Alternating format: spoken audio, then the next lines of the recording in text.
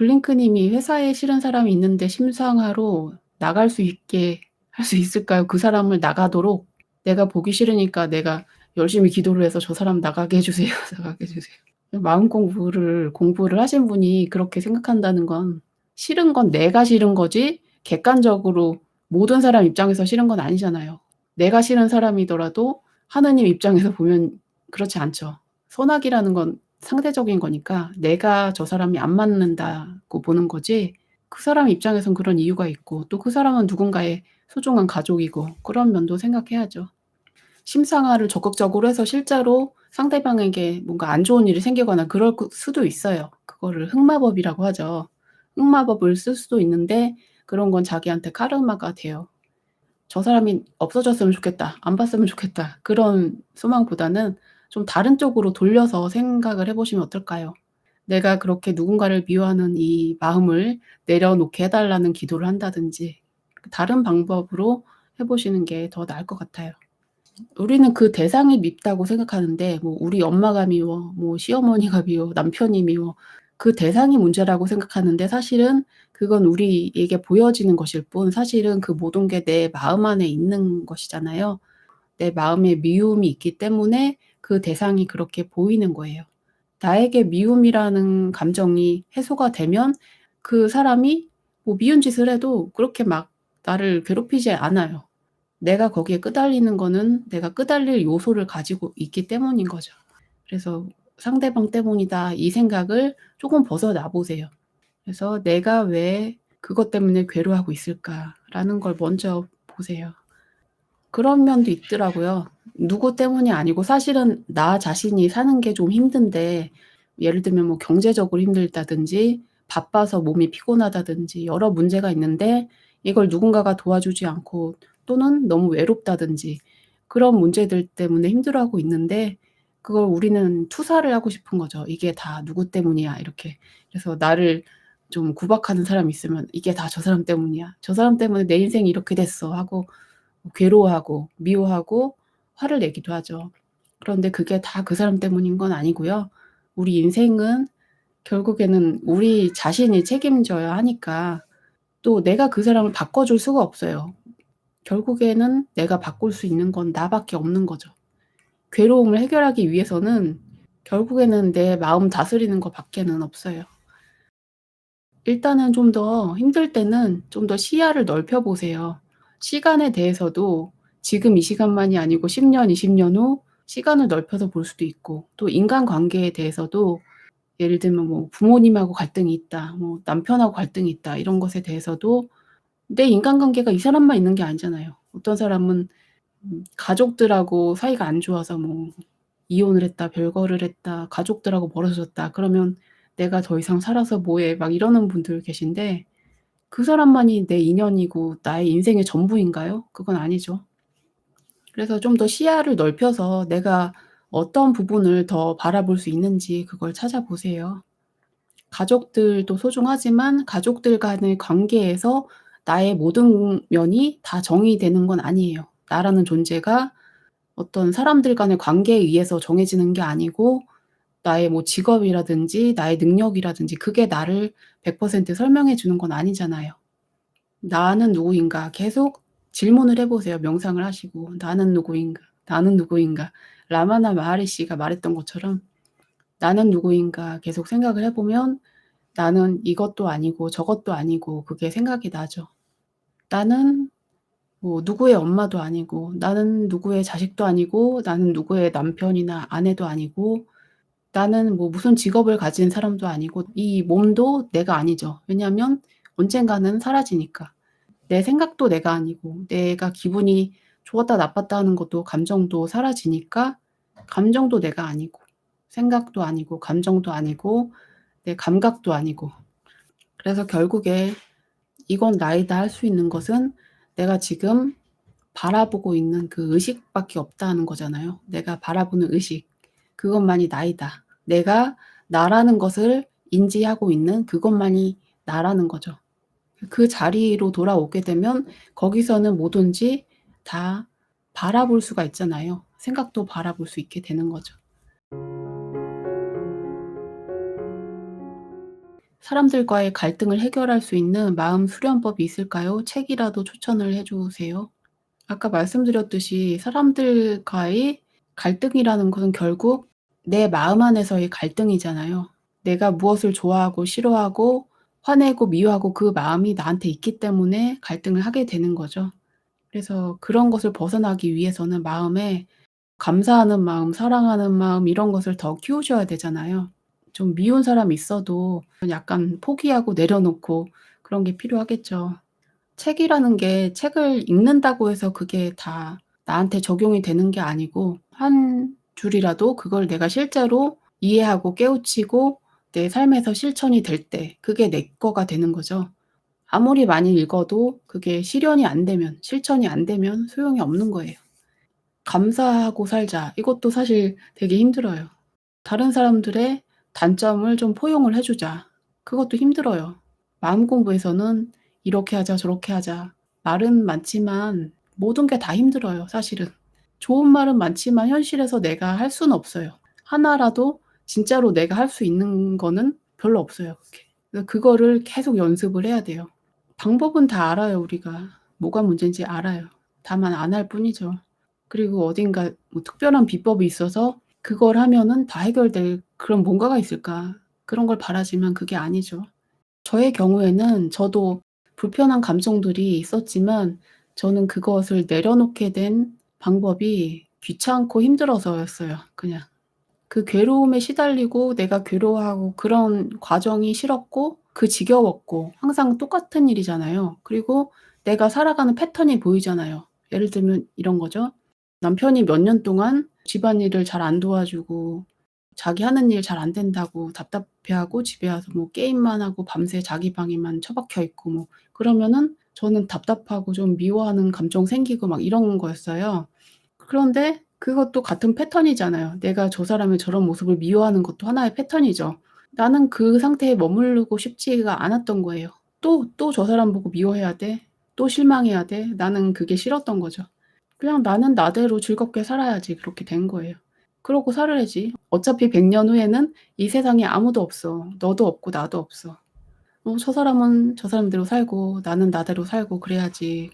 그래서 선택을 하는 거예요. 반드시 이 상황에서는 내가 이런 감정을 느껴야 되고 누가 나를 힘들게 하면 나는 누군가를 미워하고 화를 내야 되고 그런 게 아니에요. 그냥 어떤 상황이든지 '내가 어떻게 존재하고 싶다.' 그건 내가 선택을 하는 거예요. 힘든 상황에서도 '나는 편안하게 있고 싶다.'라고 선택을 하면 돼요. 베베님이 침대에 누우면 잔인하고 나쁜 생각이 마구 떠올라서 숨쉬기 힘들고 신경정신과 예약을 했는데 왜 이러는 걸까요? 해결되지 않은 감정이 있겠죠, 자기 안에 내면에. 문제가 있는데 그게 뭔지 모르고 직면을 안 하니까 대면을 안 하니까 분노라든지 그런 게 막 끌어오르는 거겠죠. 그래서 그걸 들여다보셔야죠. 내 안에서 지금 내 현실에 어떤 것이 내가 마음에 안 들고 힘들어하는 점이 있는지 그거를 직접 대면을 하셔야 돼요. 어떤 사람에 대해서 불편한 마음이 있다든지 과거의 어떤 문제에 대해서 힘든 일을 해결을 못 했다든지 그런 것들을 찾아보시고 하나하나 계속 해결을 하셔야 돼요. 아니면 이게 당장 그런 게 안 되면 그냥 단순한 거라도 하세요. 사람들이 뭐 불교 믿는 사람은 잡념 올라오면 계속 관세음보살, 관세음보살만 하잖아요. 그런 것처럼 뭐 하나를 계속 이렇게 외운다든지 집중을 한다든지 그러면 일단 그 괴로운 생각은 떠오르지 않으니까요. 그런 방법이라도 해 보세요. "감사합니다."를 계속 하셔도 되고요. 써니 님은 "공황으로 불안이 자주 올라옵니다. 약을 먹어야 하는 건가 싶고 마음이 편하지 않으시다."고요. 불안의 근원이 뭔지 그것도 깊이 들여다보세요. 워낙 무의식에 있는 일이라서 확실하게 보이지는 않을 텐데 명상을 하면서 가만히 '무엇일까? 과연 내가 불안해하는 근원이 무엇일까? 나는 무엇이 정말 두려운 것일까?' 이렇게 계속 들여다보세요.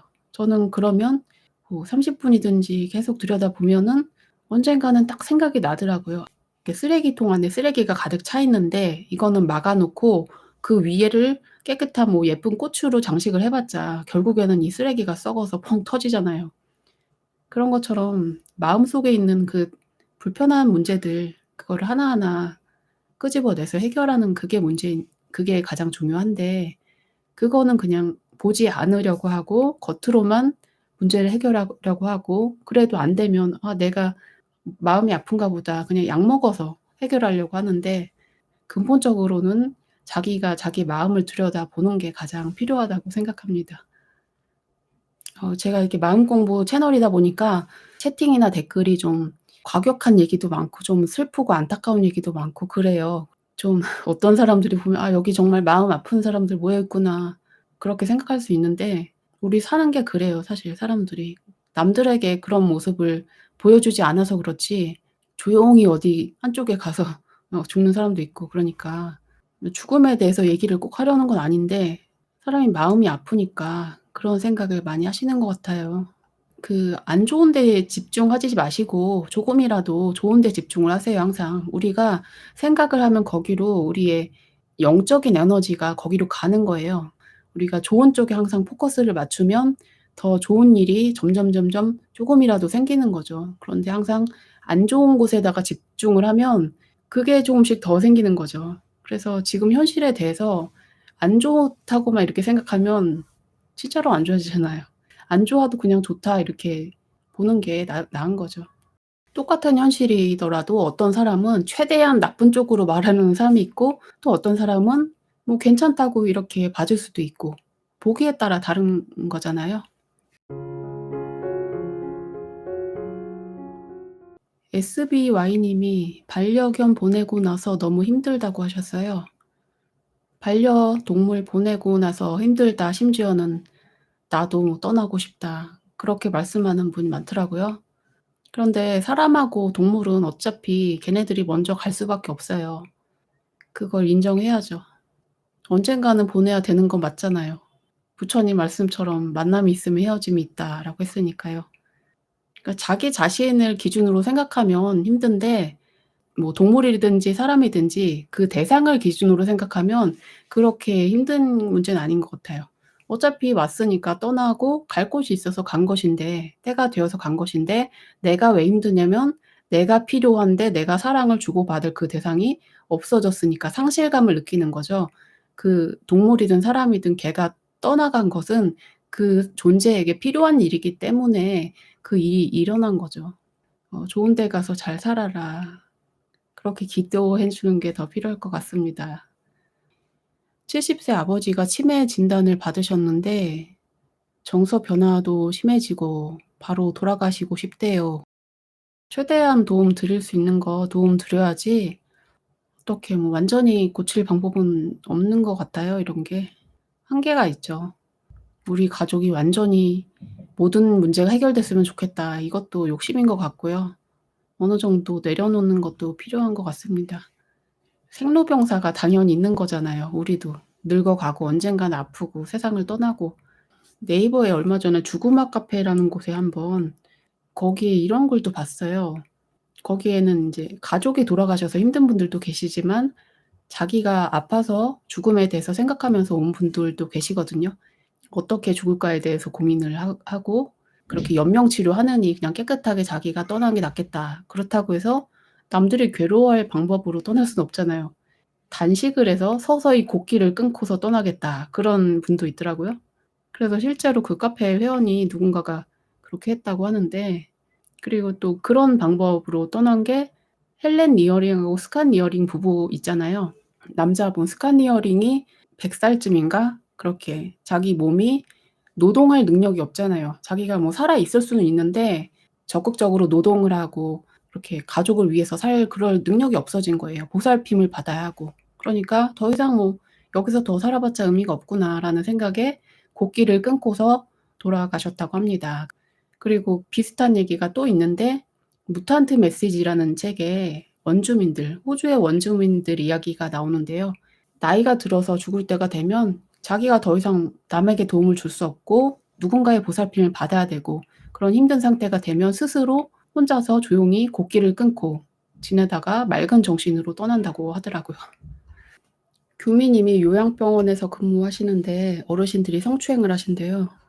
경찰에 신고하겠다고 주의를 주었는데 저의 무의식이 어떤 면이 그런 현실을 창조했을까요?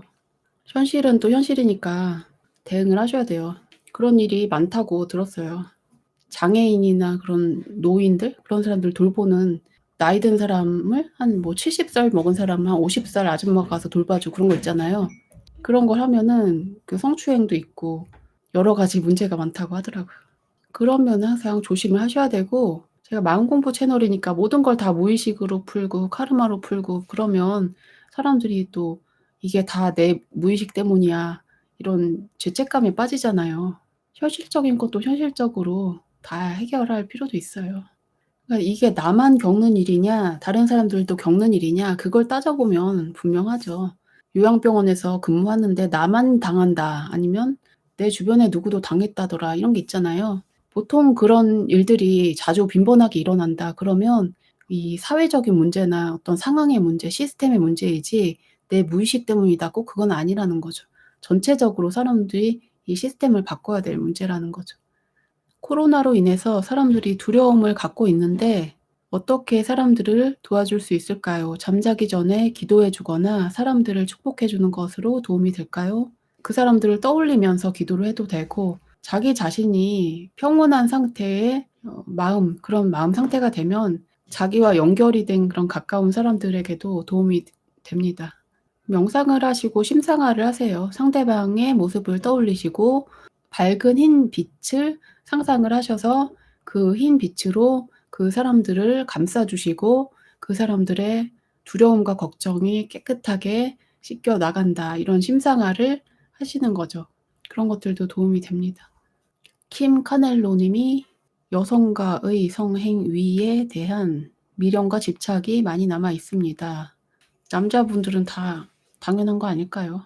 거의 다 있지 않나요? 없는 사람이 특이한 거잖아요. 이런 점은 말씀드릴 수 있는데요.